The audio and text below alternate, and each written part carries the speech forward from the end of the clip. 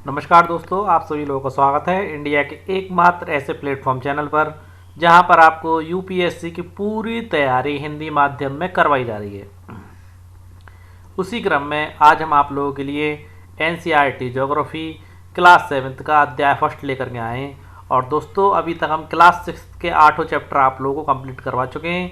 आज हमारा क्लास 7 का अध्याय पहला स्टार्ट हो रहा है, यानी क्लास 7 हमारी आज से स्टार्ट हो रही है, जिसका पहला टॉपिक आपका पर्यावरण एनवायरनमेंट से संबंधित प्रश्नों को हम यहाँ पर देखेंगे। ओके दोस्तों, उससे पहले आप लोगों से रिक्वेस्ट है कि चैनल को ज़्यादा से ज़्यादा सब्सक्राइब कर दीजिए, क्योंकि दोस्तों एनसीईआरटी जो है आपकी यूपीएससी आईएएस का जो बेस होती है, बिना एनसीईआरटी को पढ़े हम उम्मीद ही नहीं कर सकते हैं कि हम यूपीएससी आईएएस प्री को क्रैक भी कर सकते हैं। इसलिए एनसीईआरटी को पढ़ना कंपलसरी है। और इसके साथ ही महत्वपूर्ण सूचना जो पहले मैं आप लोगों को दे चुका हूँ, फरवरी में आपके यूपीएससी आईएएस प्री के फॉर्म भरे जाएंगे और आप लोगों के पास तैयारी करने के लिए ओनली 5th माह यानी कि 5 माह का समय है। इसलिए ज़्यादा से ज़्यादा अपनी स्टडी पर ध्यान दें, और जो स्टूडेंट तैयारी करना चाहते हैं उन लोगों को हमारे चैनल का लिंक भेजें, या आप सोशल नेटवर्किंग साइट पर हमारी वेबसाइट यानी कि हमारे चैनल का फ़ोटो भी लगा सकते हैं, या किसी माध्यम से आप उन लोगों तक ये सूचना पहुंचा सकते हैं। तो आप लोगों के टाइम को वेस्ट ना करते हुए आगे बढ़ते हैं। देखिए दोस्तों, आज का अपन लोगों का पहला प्रश्न स्क्रीन पर देखिए, जो कुछ भी आप अपने आसपास देखते हैं वो क्या कहलाता है? वातावरण कहलाता है, माहौल कहलाता है, पर्यावरण कहलाता है, या इनमें से कोई नहीं? देखिए दोस्तों, जो कुछ भी हम अपने आसपास देखते हैं वह हमारा पर्यावरण कहलाता है। क्या कहलाता है? पर्यावरण, जिसे इंग्लिश में एनवायरनमेंट भी कहा जाता है। अगर दोस्तों मैं दूसरे शब्दों में कहना चाहूँ तो देखिए, किसी भी जीवित प्राणी, चाहे वो मनुष्य हो, चाहे वो पशु हो, चाहे वो पक्षी हो, किसी भी जीवित प्राणी के चारों ओर पाए जाने वाले लोग और स्थान और वस्तुएं एवं प्रकृति को पर्यावरण कहा जाता है। ओके दोस्तों, आगे बढ़ते हैं अपने सेकंड प्रश्न की ओर। देखिए प्रश्न नंबर सेकंड, पर्यावरण के अंतर्गत निम्नलिखित में से कौन से घटक आते हैं? बड़ा ही अच्छा प्रश्न है दोस्तों। प्राकृतिक पर्यावरण, मानव निर्मित वस्तुएं, मानव या उपरोक्त सभी। तो दोस्तों यहाँ पर जितने भी घटक दिए गए, प्राकृतिक पर्यावरण हुआ या मानव निर्मित वस्तुएं हुई या मानव, ये सारे आपके पर्यावरण के अंतर्गत आते हैं। यहाँ देखिए मैंने इसे दिखाने का प्रयास भी किया है।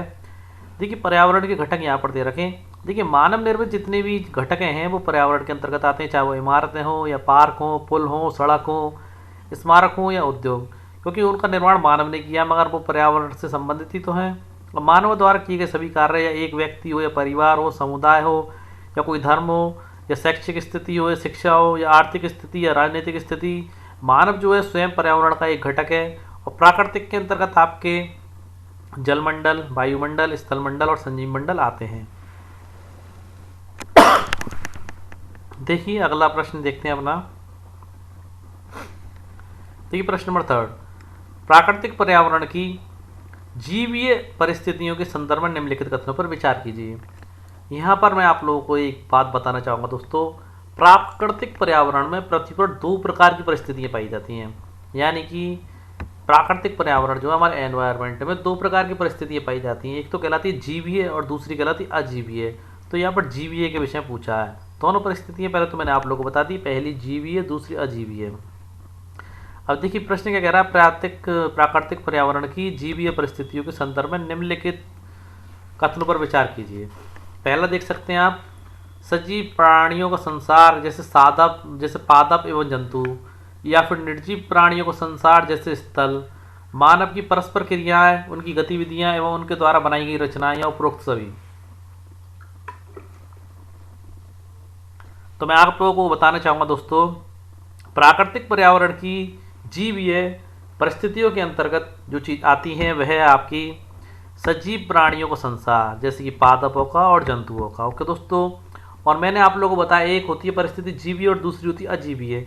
अजीवीय के अंतर्गत दोस्तों सारे निर्जीव पदार्थ आते हैं, जैसे निर्जीव पदार्थों का संसार, जैसे स्थल में जो भी चीज़ आती है निर्जीव है। ओके दोस्तों, और तीसरा पॉइंट यहाँ पर दिया गया, मानव की परस्पर क्रियाएं, उनकी गतिविधियां और उनके द्वारा बनाई गई रचनाएं। देखिए मानवीय पर्यावरण में मानव की परस्पर क्रियाएं आती हैं, उनकी गतिविधियां आती हैं और उनके द्वारा बनाई गई रचनाएं आती हैं। तो ये तीसरा पॉइंट है, ये आपका मानवीय पर्यावरण से संबंधित है। ओके दोस्तों, इस प्रश्न का सही उत्तर मैं आप लोगों को बता चुका हूँ, पहला है।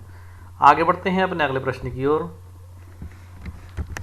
देखिए दोस्तों, देखिएगा दोस्तों, पर्यावरण शब्द की उत्पत्ति के संदर्भ में निम्नलिखित कथनों पर विचार कीजिए। देखिए, पर्यावरण शब्द की उत्पत्ति फ्रेंच शब्द एनवायरोनेर या एनवायरोनेर से हुई है, जो कि बिल्कुल सही बात है दोस्तों। और इसका जो अर्थ होता है दोस्तों पड़ोस होता है। ओके दोस्तों, किस शब्द से हुई है? फ्रेंच शब्द से। और दूसरे शब्दों में देखें तो दोस्तों संधि विच्छेद करके पर्यावरण दो शब्दों के मिलने से बना है, एक है परि और दूसरा आवरण।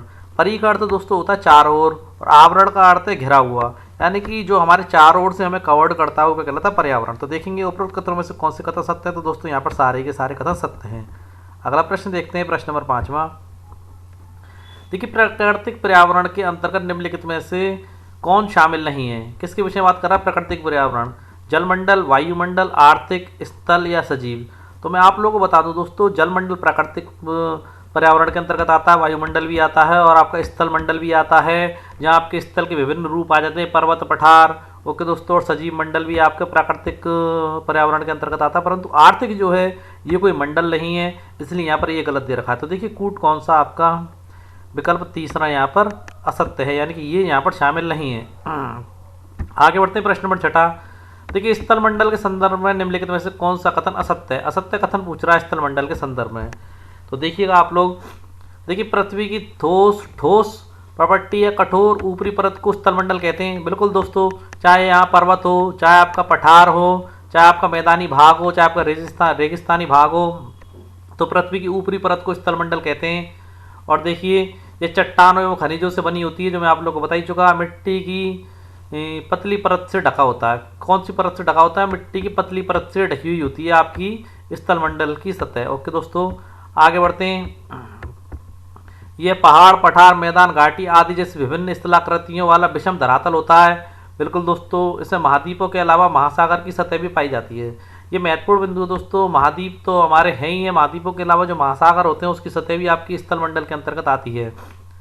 देखिए, पॉइंट नंबर 4 देखिए, जल का क्षेत्र भी स्थल मंडल के अंतर्गत आता है। दोस्तों, ये चीज़ मुझे सही नहीं लग रही है, जो कि बिल्कुल गलत है, क्योंकि जो आपका जल का क्षेत्र है वो जलमंडल के अंतर्गत आता है। किसके अंतर्गत आता है दोस्तों? स्थल मंडल के अंदर जल का क्षेत्र कैसे आ जाएगा?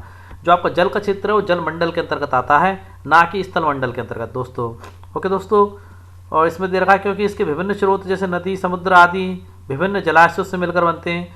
दोस्तों, जलमंडल के अंतर्गत आता है, और क्यों आता है? क्योंकि इसके विभिन्न स्रोत जो है नदी, झील, समुद्र, महासागर आदि जैसे विभिन्न जलाशयों से मिलकर के बनते हैं। ये बात बिल्कुल सही है। और इसके साथ ही ये बात और बता दूं दोस्तों, यह सभी प्राणियों के लिए आवश्यक भी हैं। बिना जल के तो पृथ्वी पर जीवन की कल्पना भी नहीं की जा सकती है। यहाँ पर आपका प्रश्न के अकॉर्डिंग आपका चौथे नंबर का जो विकल्प है वो गलत दिया गया है। देखिए, स्थल मंडल घास, स्थल और खनिज संपदा का भी एक स्रोत है। देखिए, पशुओं द्वारा चारे के रूप में जो घास का प्रयोग किया जाता है वो स्थल मंडल पर ही मिलती है। खनिज संपदाएं जो मनुष्य के काम में आती है वो सारी खनिज संपदाएं हमें स्थल मंडल में ही मिलती हैं। ओके दोस्तों, आगे बढ़ते हैं अगले प्रश्न की ओर।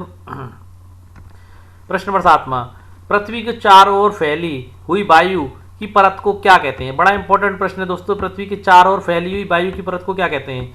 क्या कहेंगे? वायुमंडल कहेंगे, जैव मंडल कहेंगे, स्थल मंडल कहेंगे या जल मंडल कहेंगे? दोस्तों, 7वें प्रश्न का मैं आप लोगों को उत्तर बता देता हूं। उम्मीद है आप लोग इसको जानते भी होंगे। पृथ्वी के चारों ओर जो वायु की परत फैली हुई है दोस्तों, उसको वायुमंडल कहते हैं। और इससे संबंधित कुछ महत्वपूर्ण बिंदु नेक्स्ट पेज पर आप लोग को मिलेंगे। देखिए, प्रश्न नंबर 8वां, पादप एवं जीव जंतु मिलकर किस मंडल का निर्माण करते हैं? क्या कह रहा है? पादप और जीव जंतु मिलकर किस मंडल का निर्माण करते हैं? वायुमंडल का करते हैं, जैव मंडल का करते हैं, स्थल मंडल का करते हैं, जल मंडल का करते हैं? तो 8वें प्रश्न का उत्तर मैं आप लोग को बता देता हूं दोस्तों। पादप और जीव जंतु मिलकर जैव मंडल का निर्माण करते हैं। किसका निर्माण करते हैं? जैव मंडल का निर्माण करते हैं। या फिर दोस्तों ऐसा भी कह सकते हैं, पादप एवं जीव जंतु मिलकर जैव मंडल या सजीव संसार का निर्माण करते हैं। यह पृथ्वी का वह संकीर्ण क्षेत्र है दोस्तों, जहाँ स्थल यानी कि भूमि वाला क्षेत्र और जल यानी कि पानी और वायु यानी कि हमें जो ऑक्सीजन मिलती है मिलकर जीवन को संभव बनाते हैं। यानी कि भूमि, जल और वायु मिलकर जीवन को संभव बनाते हैं, वो क्षेत्र है ये आपका जो जैव मंडल कहलाता है। आगे बढ़ते हैं, देखिएगा। देखिए, मैंने लगाया है, पृथ्वी का गुरुत्वाकर्षण बल अपने चारों ओर के वायुमंडल को थामे रखता है। गुरुत्वाकर्षण के बल के कारण दोस्तों कोई भी चीज़ जब ऊपर उछालते हैं तो हमारी पृथ्वी पर ही आकर के गिरती है, और गुरुत्वाकर्षण बल के कारण ही हमारी पृथ्वी सूर्य के चक्कर लगाती है। ओके दोस्तों, देखिए, वायुमंडल सूर्य की झुलसाने वाली गर्मी व हानिकारक किरणों से हमारी रक्षा करता है। कैसे करता है दोस्तों? ओजोन लेयर के विषय में आप लोग जानते होंगे। अगर हमारी पृथ्वी से बात करें क्षोभ मंडल की, तो क्षोभ मंडल हमारी पृथ्वी से 16 किलोमीटर दूरी पर पड़ता है, और दोस्तों अगर बात करें समताप मंडल की, तो समताप मंडल हमारी पृथ्वी से आपके 11 किलोमीटर से लेकर के 30 किलोमीटर के क्षेत्र में पड़ता है। ये चीज़ें मैं अपनी पिछली वीडियोस में आप लोगों को बता चुका हूँ क्लास 6 में, और फिर यहाँ पर बता रहा हूँ टॉपिक के मैथ को समझाने के लिए। अब देखिए मध्यमंडल, जिसे ओजोन मंडल भी कहा जाता है, जो हानिकारक गैसों को और सूर्य की किरणों को पृथ्वी पर डायरेक्ट आने से रोकता है। हानिकारक गैसों के कारण इसका क्षरण हो रहा है ओजोन मंडल का। इसका क्षेत्र मैं आप लोगों को बता देता हूँ। ये हमारे 30 किलोमीटर से लेकर के 50 किलोमीटर के क्षेत्र तक हमारी ओजोन परत या मध्यमंडल तक आता है। उसके बाद अगर आयन मंडल की बात की जाए, आयन मंडल हमारा 50 किलोमीटर से लेकर 500 किलोमीटर के क्षेत्र तक है। ओके दोस्तों, अगली बात करें हम बहिर्मंडल की, तो बहिर्मंडल हमारा 500 से लेकर के 1600 किलोमीटर के क्षेत्र में आता है। ओके दोस्तों, कितने क्षेत्र में आता है? 500 से लेकर के 1600 किलोमीटर के क्षेत्र में हमारा बहिर्मंडल स्थित है। और देखिए वायुमंडल जो है, वायुमंडल की ऊंचाई जो है 1600 किलोमीटर तक है। हमारी पृथ्वी से लेकर के टोटली जो इसकी ऊंचाई मानी गई है वायुमंडल की, वो 1600 किलोमीटर तक हमारा वायुमंडल है। ओके दोस्तों, नहीं जानते हो तो आप लोग लिख लेना। और हमारे वायुमंडल विभिन्न प्रकार की गैसेस पाई जाती है, कुछ हमारे लिए आवश्यक होती है, कुछ नुकसानदायक होती है। सबसे ज़्यादा मात्रा में पाई जाती है नाइट्रोजन 78.8%, दूसरे नंबर पर आपकी पाई जाती है ऑक्सीजन 20.95%, फिर आर्गन, फिर कार्बन डाइऑक्साइड। ये गैसों का क्रम है जो मैंने आप लोगों की जानकारी के लिए यहाँ पर लगा दिया है। आगे बढ़ते हैं अपने अगले प्रश्न की ओर। देखिएगा दोस्तों, प्रश्न से पहले मैंने विभिन्न मंडलों को दर्शाने का प्रयास किया है। देखिए वायु, हवा चल रही है और एरोप्लेन उड़ रहा है, वायुमंडल है। जैव मंडल है जिसके अंदर विभिन्न पशु पक्षी और पर्वत पठार सब चीज़ आपकी आ रही है, जैव मंडल कहलाता है। जैव मंडल के अंदर तीनों चीज़ें शामिल होती हैं, आपका स्थल मंडल भी शामिल होता है, और आपका वायुमंडल भी शामिल होता है, और जलमंडल भी शामिल होता है। ओके दोस्तों, और देखिए जलमंडल में जल की संबंधित चीज़ें आप लोगों को दिखाई दे रही हैं, और स्थल मंडल में आपकी भूमि वाला दृश्य आप लोगों को दिखाई दे रहा है। ओके दोस्तों, आगे बढ़ते हैं। देखिएगा, देखिए प्रश्न नंबर 9, परितंत्र के संबंध में निम्नलिखित कथनों में से कौन सा कथन असत्य है? असत्य कथन के विषय में पूछ रहा है। देखिए परितंत्र, देखिए वह तंत्र जिसमें समस्त जीवधारी आपस में एक दूसरे के साथ तथा पर्यावरण के उन भौतिक और रासायनिक कारकों के साथ परस्पर क्रिया करते हैं। देखिए ये जो दे रखा है, वह तंत्र जिसमें समस्त जीवधारी, चाहे वो मनुष्य हो, चाहे पक्षी हो, चाहे पशु हो, कोई भी जीवधारी हो, आपस में एक दूसरे के साथ, जैसे मनुष्य भैंस का दूध पीता है या गाय का दूध पीता है, उसके साथ क्रियाएं की जा रही है दोस्तों। और पर्यावरण के भौतिक, यानी कि हमें पेड़ से लकड़ियाँ मिलती हैं, कोयला मिलता है, चारकोल मिलता है, और भी बहुत सारी चीज़ें मिलती हैं। और आपके पहाड़ों से पत्थर मिलते हैं जिससे पटाव किया जाता है मकानों का दोस्तों। और बहुत सारे केमिकल भी मिलते हैं जिससे हम अपने विभिन्न उपयोगों में लेते हैं। घर के रसोई की गैसों के लिए भी उपयोग में लिया जाता है। यानी कि फिजिकली और केमिकली दोनों कारकों के साथ परस्पर क्रिया करके मनुष्य अपना निर्वाहन करता है या अपना जीवन चलाता है। तो वो सब चीज़ें किसके अंतर्गत आती है? परितंत्र कहलाती हैं। क्या कहलाती है? परितंत्र। इसको दर्शाने के लिए मैंने नेक्स्ट पेज पर एक चित्र भी लगाया है जिसे समझाऊंगा आप लोगों को। जब तक आप विकल्प नंबर दूसरा देखिए। अधिक वर्षा वाले वन, अधिक वर्षा वाले वन घास स्थल, रेगिस्तान, पर्वत, झील, नदी, महासागर एवं छोटे से ताल को भी, एक छोटे से ताल यानी कि ताल का जैसे पानी भरा रहता है, ताले तलैया कहते हैं, ताल का भी एक परितंत्र हो सकता है। ओके दोस्तों, यहाँ पर इन्होंने ये बात बिल्कुल सही है, सही कही है कि दोस्तों एक ताल का भी अपना परितंत्र हो सकता है। ओके दोस्तों, आगे देखते हैं। जीवधारियों का आपसी एवं अपने आसपास के पर्यावरण के बीच का संबंधी परितंत्र का निर्माण करता है, जो बिल्कुल दोस्तों सही बात है। देखिए सभी पेड़ पौधे, जीव जंतु एवं मानव अपने आसपास के पर्यावरण पर आश्रित नहीं होते हैं। यहाँ पर जो गलत दे रखा है दोस्तों वो आपका चौथा दे रखा है, क्योंकि सभी जीवधारी हो, चाहे मनुष्य हो, चाहे कोई भी जीव जंतु हो, पेड़ पौधों पर ज़्यादातर आश्रित रहता है और अपने आसपास के पर्यावरण पर आश्रित रहता है। परितंत्र की परिभाषा अगर आप लोग जानना चाहेंगे तो परितंत्र की परिभाषा के रूप में हम यही कह सकते हैं कि वह तंत्र जिसमें समस्त जीवधारी आपस में एक दूसरे के साथ तथा पर्यावरण के उन भौतिक एवं रासायनिक कारकों के साथ परस्पर क्रिया करते हैं। ओके दोस्तों, और ये सभी कार्य ऊर्जा और पदार्थ के स्थानांतरण द्वारा संबंधित होते हैं। ओके दोस्तों, देखिएगा दोस्तों अगला प्रश्न आप लोगों का प्रश्न नंबर 10वां। देखिए प्रश्न नंबर 10 से पहले मैंने ये लगाया। देखिए सारे मनुष्य हुए या जीव जंतु हुए आपस में एक दूसरे से कोरिलेट होते हैं। ओके दोस्तों, नदियों का पानी हुआ या पेड़ हुए, सब चीज़। ओके दोस्तों, एक ताल का परितंत्र है ये। आगे बढ़ते हैं। देखिए विश्व पर्यावरण दिवस कब मनाया जाता है? उम्मीद है ये इस प्रश्न का उत्तर तो आप सभी लोग जानते होंगे। 2 जून, 5 जून, 30 मार्च या 1 दिसंबर। तो दोस्तों विश्व पर्यावरण दिवस 5 जून को मनाया जाता है। ओके दोस्तों, आगे देखिए। वस्तु विनिमय के पद्धति के संदर्भ में निम्नलिखित कथनों में से कौन सा कथन असत्य है। दोस्तों वस्तु विनिमय के संदर्भ में पूछ रहा है। इसमें वस्तुओं के बदले धन दिया जाता है, इसमें वस्तुओं के बदले सोने की मोहर दी जाती है, ये वस्तुओं की अदला बदली का व्यापार है जिसमें धन का प्रयोग नहीं होता। उपरोक्त सभी कथन असत्य है। तो दोस्तों यहाँ पर हमारा तीसरा कथन सत्य है, क्योंकि यहाँ वस्तुओं की अदला बदली का व्यापार है जिसमें धन का प्रयोग नहीं होता। यानी कि आपको हमसे, जैसे हमारे पास आम है, अगर आपको आम लेने हैं तो उसके बदले में हम आपसे गेहूं ले लेंगे और आप हमसे आम ले सकते हैं। यानी कि वस्तुओं के बदले वस्तु दी जाती है। ओके दोस्तों, वस्तुओं की अदला बदली की जाती है। ओके, उम्मीद है आप लोग समझ गए। आगे बढ़ते हैं। प्रश्न नंबर 12। देखिए ये सारे प्रश्न आपके एनसीईआरटी की बुक के पीछे दिए थे जो मैंने इसके अंतर्गत शामिल किए हैं। इनमें से कौन सा प्राकृतिक परितंत्र नहीं है, मरुस्थल, ताल या वन। दोस्तों इस प्रश्न का उत्तर मैं आप लोगों को दे देता हूँ। ताल जो है आपका प्राकृतिक परितंत्र नहीं है, क्योंकि ताल मनुष्य द्वारा निर्मित होता है, जबकि आपका मरुस्थल है जो प्रकृति के द्वारा बनाया जाता है और वन जो भी है प्रकृति के द्वारा निर्मित होते हैं। देखिए अगले नंबर का प्रश्न, प्रश्न नंबर 13।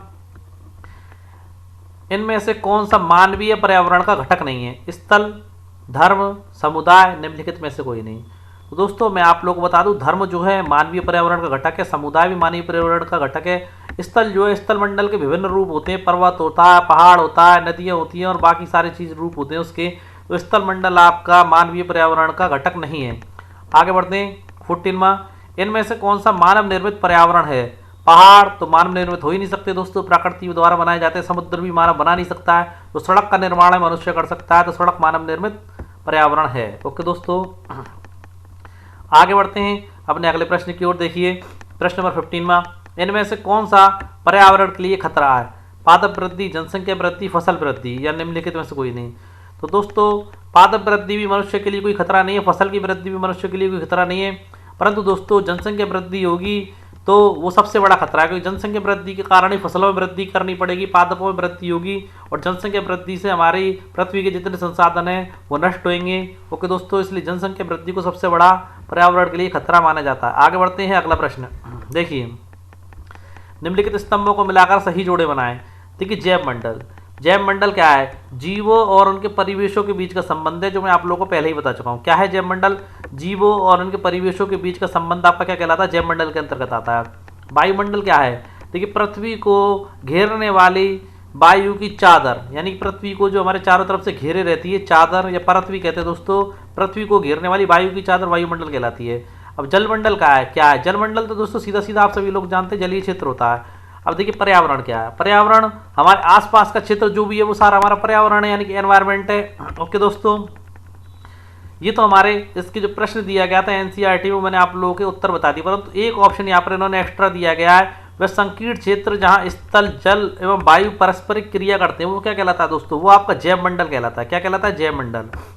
सारी चीज़ें यहाँ मैंने आप लोगों को बता दी हैं, कोई भी और किसी प्रकार का कोई कन्फ्यूज़न नहीं रखा है। उसके बाद भी आप लोगों को किसी प्रकार कोई कन्फ्यूज़न हो तो आप कमेंट बॉक्स में हमसे पूछ सकते हैं। इस प्रकार आज के हमारे सारे प्रश्न समाप्त होते हैं। आपको हमारी वीडियो कैसी लगी कमेंट बॉक्स में आवश्यक रूप से बताएं, और दोस्तों चैनल को सब्सक्राइब करना बिल्कुल ना भूलें।